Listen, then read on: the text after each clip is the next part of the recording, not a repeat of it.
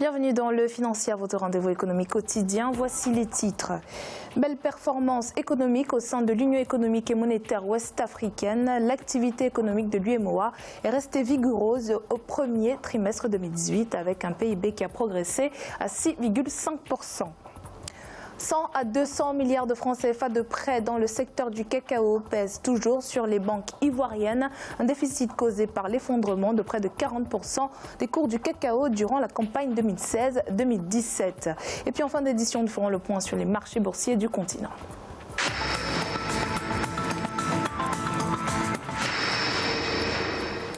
L'embellie économique se confirme dans l'espace monétaire ouest-africain. En effet, l'activité de l'UEMOA est demeurée stable au premier trimestre 2018, tirée par la demande intérieure. Si le redressement des cours des matières premières y est pour quelque chose, le comité de politique monétaire appelle à la vigilance des États membres pour favoriser la stabilité socio-économique de la zone. Siam Victor Sedji. Selon le comité de politique monétaire de l'UEMOA, Union économique et monétaire ouest-africaine, le produit intérieur brut de l'organisation a progressé de 6,5% au premier trimestre de l'année 2018 contre 6,4% à la même période en 2017. Le comité a également révélé que le déficit budgétaire dans l'Union devrait baisser à 3,8% du produit intérieur brut pour le compte de 2018 contre 4,2% en 2017. L'UEMOA renoue donc progressivement avec la croissance portée notamment par l'amélioration des cours des matières premières sur le marché international. Il faut aussi prendre en compte un aspect qui est en tout cas donc les infrastructures, le développement des infrastructures, qui permet également donc d'améliorer l'environnement des affaires. Et la croissance est aussi tirée par les ressources étrangères. Une hausse de la croissance, ça veut dire qu'il y a une dynamisme de l'économie. Vous voyez qu'on s'est enrichi, mais il y a beaucoup d'endettement aussi. Il faut regarder certains indicateurs, par exemple comme le taux d'endettement par rapport au PIB.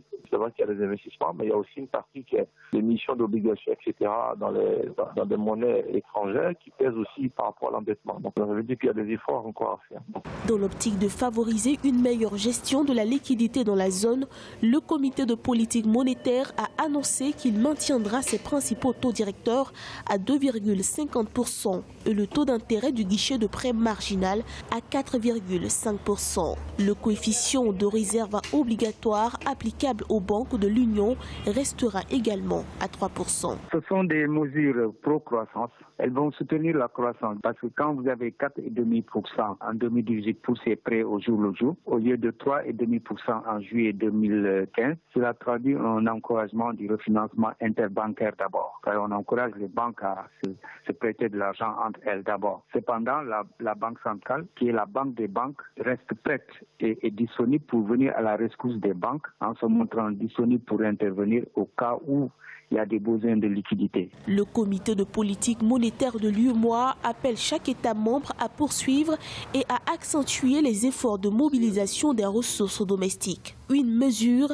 qui devrait permettre non seulement de faciliter l'atteinte de ces objectifs, mais aussi de faire baisser l'inflation à 3% d'ici fin 2019. Pour rappel, au premier trimestre 2018, le taux d'inflation dans l'UEMOA était en hausse de 0,9%. La communauté économique des États de l'Afrique centrale et la Banque africaine de développement annoncent la construction prochaine du corridor 13, long de 1200 km entre la capitale congolaise Brazzaville et la capitale tchadienne N'Djamena. Cette route sous-régionale passera par la République démocratique du Congo et débouchera à Bangui, la capitale centrafricaine. L'infrastructure qui va interconnecter 4 pays entre dans le cadre de la mise en œuvre du portefeuille infrastructurel du NEPAD Afrique centrale et du plan directeur consensuel des transports en Afrique centrale.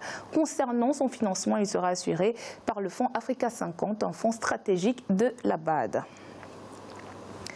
Les banques ivoiriennes ont du mal à colmater la brèche causée par l'effondrement de quelques 40% des cours internationaux du cacao durant la campagne 2016-2017 et jusqu'à début 2018. Elles essaient toujours de sécuriser le remboursement de prêts accordés à des exportateurs, notamment locaux, pour une somme estimée de 100 à 200 milliards de francs CFA. Pour l'heure, les institutions financières présentes dans le pays ont décidé de ne pas accorder de nouveaux prêts pour la campagne en cours à certaines entreprises intervenant dans le secteur cacao. Marcel Farba-Maroun. Les banques ivoiriennes ont du mal à panser leur plaie suite à l'effondrement de quelques 40% des cours internationaux du cacao durant la campagne 2016-2017 qui s'est poursuivie jusqu'à début 2018. Et ces institutions financières tentent toujours de sécuriser le remboursement de prêts accordés à des exportateurs, notamment ceux locaux, pour une somme estimée entre 100 et 200 milliards de francs CFA. À cet effet, elles ont décidé de ne pas accorder de nouveaux prêts durant la campagne 2018 qui va s'ouvrir début octobre à certaines entreprises intervenant dans le secteur cacao. Mais les premiers impactés seront surtout les petits exportateurs locaux. Aujourd'hui, il y a une crise du cacao en Côte d'Ivoire. La filière est sclérosée, sinistrée, donc forcément l'État de Côte d'Ivoire doit prendre les choses en main.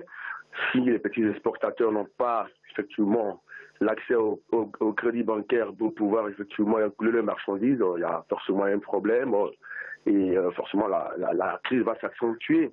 On sait très bien qu'effectivement la Côte d'Ivoire fait face à une baisse drastique des cours mondiaux. Cette crise a touché quelques 12 banques présentes en Côte d'Ivoire. Parmi elles, on peut citer les filiales de banques étrangères comme la Société Générale, Ecobank, la SIB d'Attijari Wafa, la BCC de BNP Paribas, NSIA Bank ou encore BGFI. L'impact est forcément réel sur les banques parce qu'elle a créé un problème de trésorerie absolument. Mais derrière ça, je crois que toutes ces taxes qui sont prélevées aux producteurs à travers les exportations, à travers le conseil avec cacao, je crois que ces textes-là devraient quand même servir dans ces temps de vache maigre-là pour que, n'est-ce pas, les producteurs puissent avoir le minimum qu'il faut pour garantir leur activité. Selon les spécialistes, ces prêts bancaires ont été majoritairement utilisés pour l'achat de fèves de cacao qui n'ont pas été exportées ou qui sont restées entreposées ou encore qui ont été vendues à perte. Djibouti vient d'obtenir un prêt de 15 millions de dollars de l'Association internationale de développement, le fonds d'aide de la Banque mondiale, destiné aux pays les plus pauvres. Cet appui financier contribuera à la mise en œuvre du projet d'appui à l'entrepreneuriat des femmes et des jeunes au Djibouti. Il vise à aider plus de 2300 PME à accéder à des services de développement. Il permettra également de financer des programmes destinés à encourager environ 6000 femmes et jeunes à se lancer dans l'entrepreneuriat. Au Kenya, le gouvernement a soumis au Parlement un projet de budget record de 3 500 milliards de shillings, soit 34 milliards de dollars pour l'exercice 2018-2019, en hausse de 25% par rapport au budget de l'exercice en cours qui s'élève à 2 600 milliards de shillings. Ce budget devrait permettre la mise en œuvre du Big Four Agenda, l'ambitieux programme de développement du président Uhuru Kenyatta. Il est à présent l'heure de faire le point sur les marchés boursiers du continent. En Afrique australe et océan Indien, l'indice All Share de Johannesburg progressait de 0,50%. L'indice de Nairobi enregistrait une baisse de 0,06%. La bourse de Maurice était en hausse de 0,05%. L'indice du Botswana perdait 0,06%.